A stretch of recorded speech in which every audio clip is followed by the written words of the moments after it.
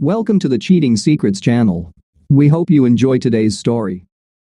Elliot Z. Burns placed his glass of neat Glenmorangie on the side table, next to the comfortable chair in his dimly lit office. The light was off, the curtains tightly drawn, shielding him from the bright Dallas sunlight. Elliot was alone in his office, alone with his thoughts. Thoughts of anger, sadness, and yes, murder. Just a few hours ago, his life had been nearly perfect. Now it was a mess. He had taken a contract to sell his plumbing manufacturing company to his main competitor for next to nothing. He considered signing it, but that would mean leaving his comfortable chair and moving to his desk to ensure a good signature. Signing something on his lap would make his handwriting appear shaky and sloppy. He set the contract aside and took his glass of single malt whiskey, bringing it to his lips. At 45, Elliot was a fan of most strong spirits. He didn't mix his alcohol into cocktails. He drank it mostly neat, sometimes with ice. What he drank often depended on his mood. At that moment, his mood was grim. A grim mood called for scotch, preferably single malt, which meant neat. Only a damn fool would put ice in a glass of single malt, he thought fleetingly. His thoughts wandered. No one had ever accused Elliot of thinking in a straight line. His thinking was flexible. Some might even say highly abstract. That was probably why, in just 17 years, he had turned his young company into a multi-million-dollar firm. Elliot didn't follow MMA very closely. Like most people who didn't live in a cave, he knew who Conor McGregor was, as well as a few others. He had seen some fights, but it wasn't something he followed meticulously. However, he had learned two things. MMA fighters could endure pain and had incredible determination. Maybe he needed to show more determination, take more hits, so to speak, and not give up so easily. He took another sip of scotch, then set his glass down again. He picked up the contract, growled softly, then threw it onto his desk. Let the game begin, he thought to himself. Becky. He called to his assistant, whose desk was outside his office. Get me that swindler, Lester Wilkins. It had been several hours since Elliot's world had collapsed around him, at least for the time being. Elliot felt uncomfortable sitting in the chair opposite his main rival, Dan Baranski, the president of Flowtech International. Flowtech was the biggest competitor of Elliot's company, C. Burns Manufacturing Incorporated, in the Dallas-Fort Worth area for plumbing supplies.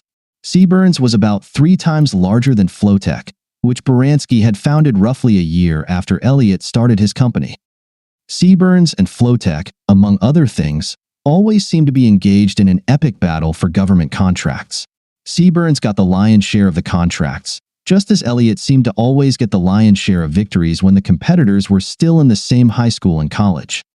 Elliot was wary of this meeting, especially on his enemy's turf, but Dan, Burr, to those who knew him well, insisted that Elliot would want to have this meeting away from prying eyes. This was the first time Burr had used this tactic, so Elliot decided he needed to find out what was going on this time. He told Becky where he was going and instructed her to call the police if he didn't return by noon. It was just past 9 a.m. when Burr laid the contract on the table in front of Elliot. Why would I want your company, Burr? Elliot asked. You need to read this more carefully, my friend, Burr smirked. I don't want you to buy my company.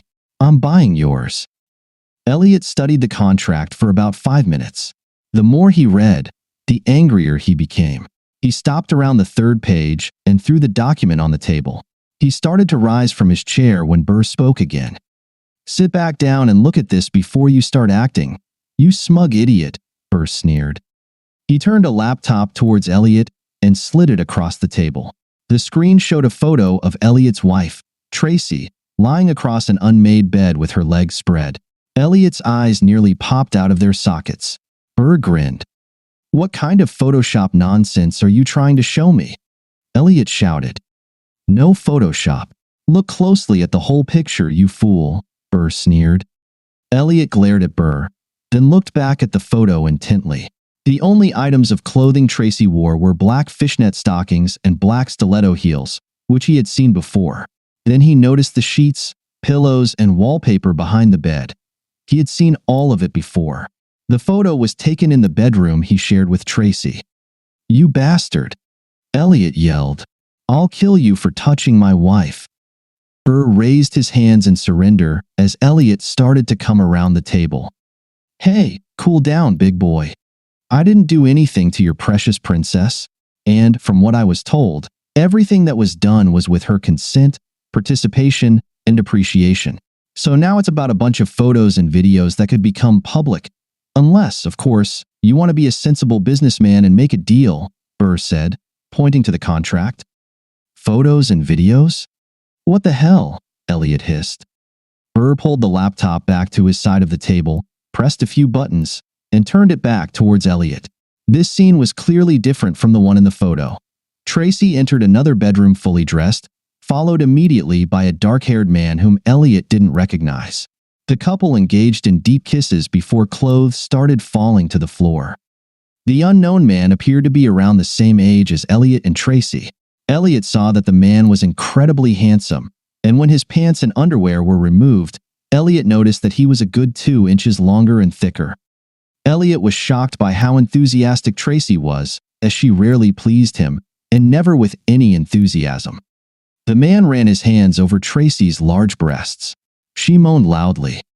As the two seemed to become one, Tracy's lover began to move faster, eventually picking up a rapid rhythm. Oh, Tracy moaned. Elliot sat for several minutes like a man in a coma, his stomach churning. "Can I at least take this home and review it before signing?" he asked quietly. "Sure, you and your lawyer have 24 hours. That's it," Burr said. "Here, you can keep this video. You'll get the rest when you sign the contract." "How many times? How many videos?" Elliot asked, stunned. "Enough to fill a small box. Your wife's lover says she's damn good. He also says she's a very loud, expressive. They've been doing it 2 or 3 times a week for the past 2 months. Elliot found it hard to reconcile the images he had seen with this sexually conservative woman he had been married to for 22 years, the mother of his 20-year-old son and 17-year-old daughter, and a regular volunteer at their church. "I must admit, I was surprised it happened so quickly," Burr sneered. "Tracy always seemed like such a good girl. I figured it would take 3 months or longer, though her lover said he could do it in 2 or less. That bet cost me another $500 in fees." At these words, Elliot lifted his head, a look of confusion crossing his face. "You mean you paid some creep to sleep with my wife?"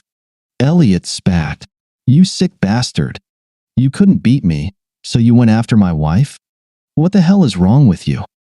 Elliot started to rise from his chair. Burr didn't move, sitting in his chair and grinning like a cat that ate the canary. "Try it, and everything goes public," he said.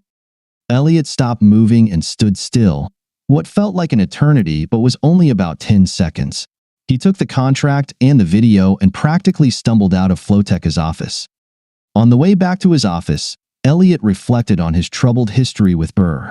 In their teenage years, they attended the same high school, where Elliot excelled in both academics and sports, while Burr was just a loser. Elliot was the class valedictorian, star quarterback, and a standout on the baseball team. Burr played as a wide receiver on the football team and was a bench warmer in baseball. In fact, their high school football team made it to the Texas State Finals in their class, but lost when Burr dropped a perfect pass from Elliot in the opponent's end zone in the final seconds of the game. Elliot took the loss hard but still tried to console Burr after the game. Many other players avoided Burr. Both boys attended the University of Texas at Austin but didn't interact much, despite taking the same business courses.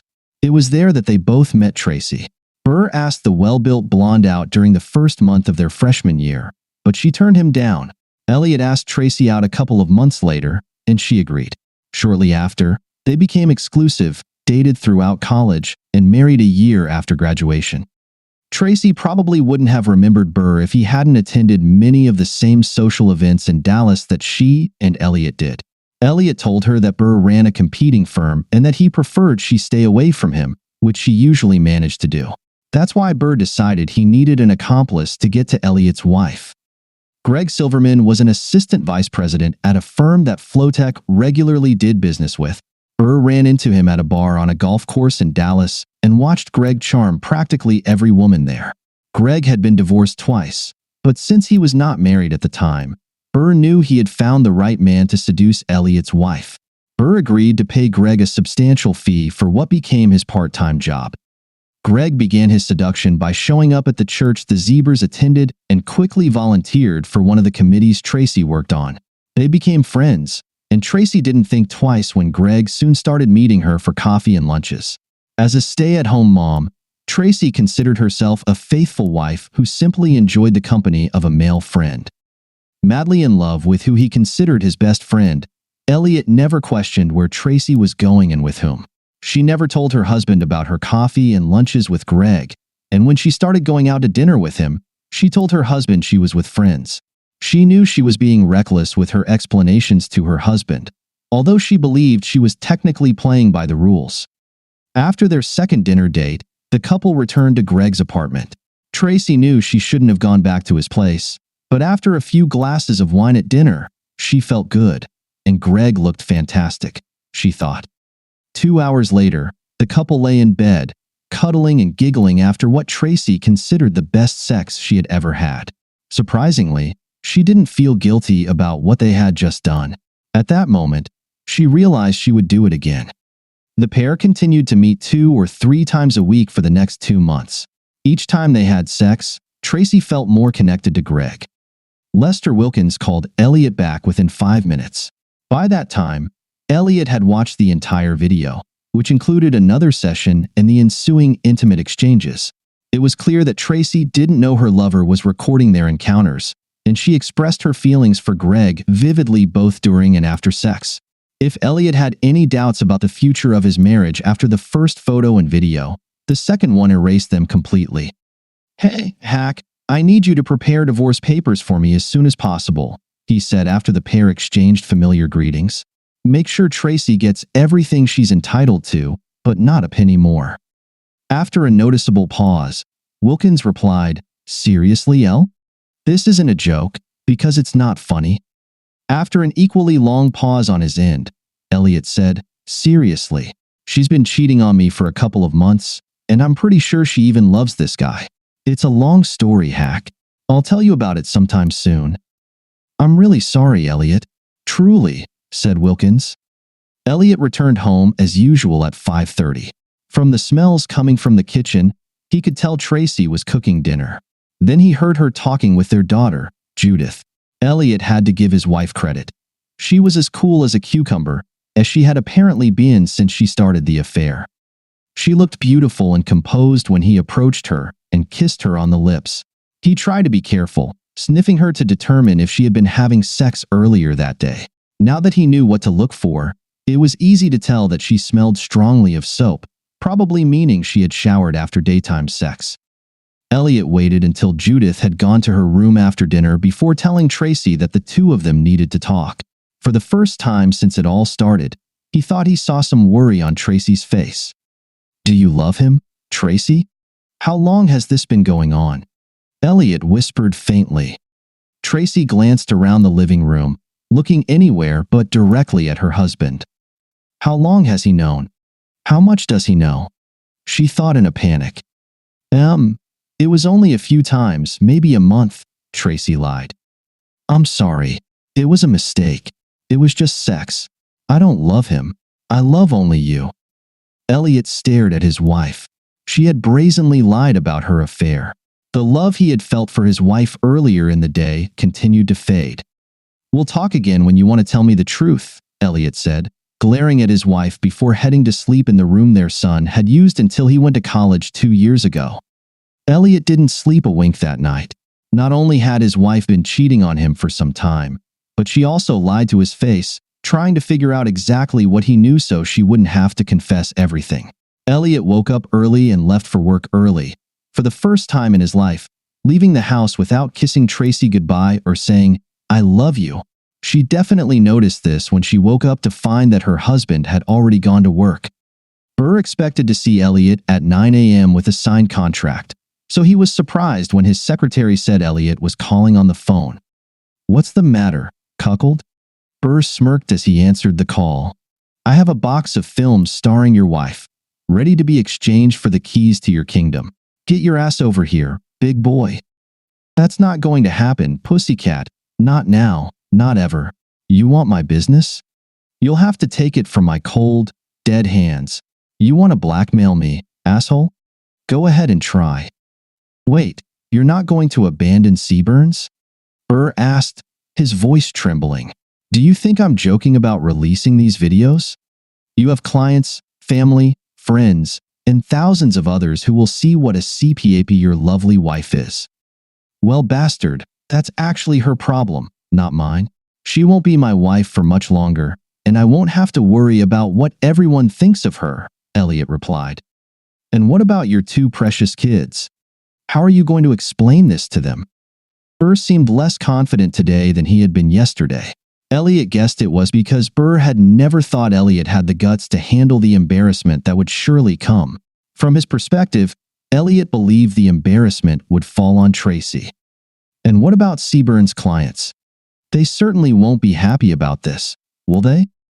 This won't affect Seaburn's clients at all if the future ex-wife of the former owner is the cheater of all time.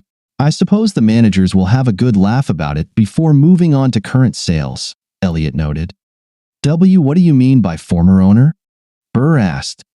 Did I forget to mention that I sold the business yesterday? Elliot said in a sing-song voice.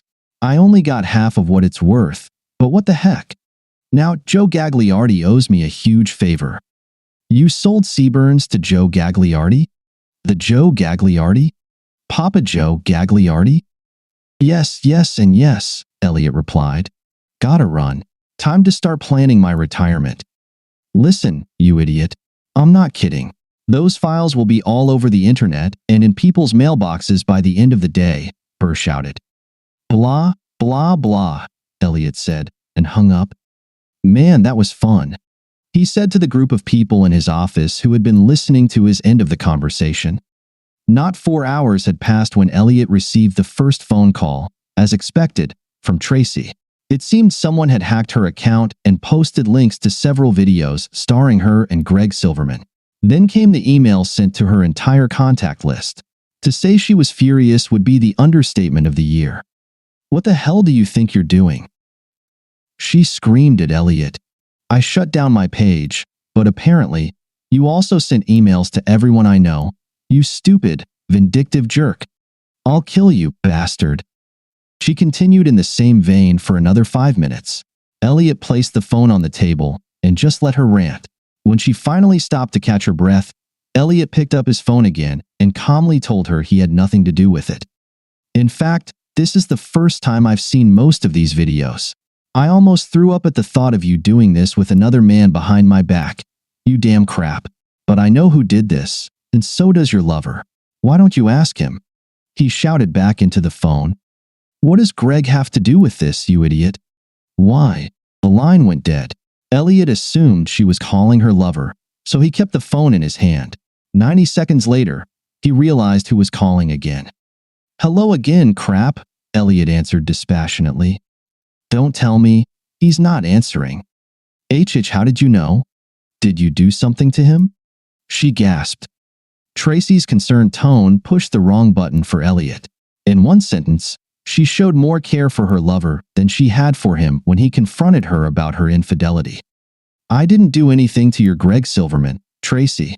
But since you didn't ask, and I'm sure you don't want to know, you were just an assignment for a high-paid male escort, technically a gigolo. He was hired by Dan Baranski to seduce you and recorded on video. Also, he could blackmail me into selling my company to him at a steep discount. He threatened to release these videos if I didn't go along with his plan. That loser was so sure I would trade my company for your reputation. He didn't realize that once you turned into a cheater, you didn't have a reputation worth caring about, at least not to me. Anyway, I assume he was so pissed off that I sold the company to Papa Joe Gagliardi that he released all your greatest hits. You sold Seaburns? Tracy said in a trembling voice. And because you sold your company, Dan Baranski released those videos? You could have stopped it, but you didn't? Elliot heard Tracy begin to sob. Why would I stop it? It's clear to me that you no longer respected or loved me. I loved you with everything I had for 22 years, and this is how you repaid my love? So why should I care who knows you're cheating? But the kids, my parents, practically everyone we know? Your problem, Elliot interrupted. We'll be divorced in a few months. What if I don't want a divorce? She shot back. I've seen several videos, Tracy. You're completely in love with him. If he hadn't just made you look like the biggest fool this side of the Rockies, you'd run to him in a heartbeat. I don't know why, but you left me. I think my only question to you is, why? Was it something I did or didn't do? There was silence between sobs. Truthfully, Tracy realized that she hadn't really thought through her actions before. She admitted to herself that when it came to Greg, she had been thinking with another part of her body, not her brain. I think he was so clever that I never realized he was targeting me. He was so friendly, so nice, so handsome. I guess I developed feelings for him even before we slept together. Then, once we did… Fine, I've seen and heard that part. He has a big magic tool, and he knows how to use it. I heard you tell him that you'd never be satisfied with my tool again. Don't fight the divorce, Tracy. I'll show you more respect than you showed me. Maybe you'll get lucky, and your lover likes you for more than just a paycheck. Either way, you'll have more than enough money to live on, though maybe not quite the lifestyle you're used to. Tracy's sobs turned into wailing. After listening for about 5 more seconds, Elliot ended the conversation. Elliot hadn't even started getting back to work when his phone rang again. He guessed it was the right time to deal with his daughter. Oh, Dad, I just can't believe Mom did this. I think everyone at school has seen at least one of those videos. I'll never be able to show my face at school again, his daughter cried over the phone. What are we going to do? Well, I'm going to divorce her as soon as possible. As for you? I think that's entirely up to you. The fact that she's an internet adult film star may be embarrassing at first, but eventually, you'll just have to come to terms with it because there's nothing you can do about it. I don't know if she plans to continue, especially since her lover was a paid seducer. I have no idea if they'll keep it up now that he's no longer being paid. Wait, you mean he was some kind of male escort? That's disgusting, she said. Yep, that shows you what she thinks of me, huh? Said Elliot.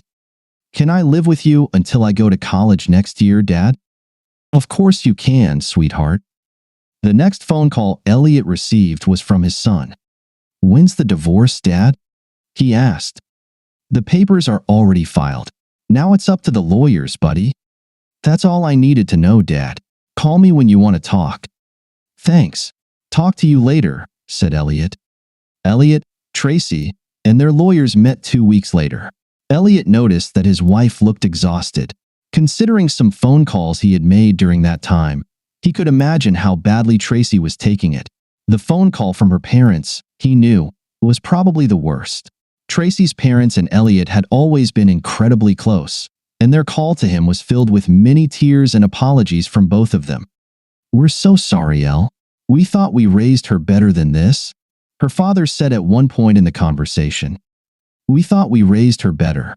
Obviously, we were wrong. Can I ask you one question, Elliot? Her father said. Is it true that you didn't even consider trading your company for the videos and photos of Tracy? Absolutely right, Jack, said Elliot. If you watched any of those videos, you know I would never trade my company for a cheating who's in love with another man. I miss you, Elliot, Tracy said at the meeting with the lawyers. Can't we try to save this marriage? What marriage? You ruined it the first time you spread your legs for that guy. And there's nothing I can do if the man you love was just a setup. If you still have any love for me, it's at the bottom of your list, Elliot sneered. Tracy's lawyer was shocked by the amount of assets listed by Elliot, especially after the sale of his valuable company. The total amount the couple owned was still substantial, but less than half of what Tracy and her lawyer had expected. When the lawyer asked Elliot about the amount, his attorney took out a copy of Elliot's contract and read aloud, and other valuable items not having monetary value. What exactly does this mean, Mr. Zeburn? He asked, looking up from his reading glasses. It means he owes me a favor that doesn't have a legal monetary value, Elliot replied smugly. Mr. Wilkins, as a court officer, you know you can't be party to fraud, right? If we find out this is some kind of service that has a value, we will amend our filing at the appropriate time, Tracy's lawyer grumbled. Mr. Jonas, I happen to know what the reward entails, And I can assure you, sir, that it has no monetary value, Elliot's lawyer said. 6 months later, the divorce was finalized. Neither Elliot nor Tracy went on any dates during that time. Truthfully, Tracy rarely left the house because, after the videos and photos were seen by many of her relatives and friends, she became somewhat of an outcast. Meanwhile, Elliot's family and friends rallied around him. 6 months after the divorce, Dan Baranski slipped in the shower and suffered a head injury that left him barely able to function normally. A day later, Greg Silverman was mugged outside a bar in Los Angeles. The muggers took $220 before one of them delivered a brutal blow to Silverman's groin with a steel-toed boot. The muggers were never found. Thank you for being with us and listening until the end. If you found it interesting, please subscribe, give us a like, and leave your comments. And we'll see you on the Cheating Secrets channel.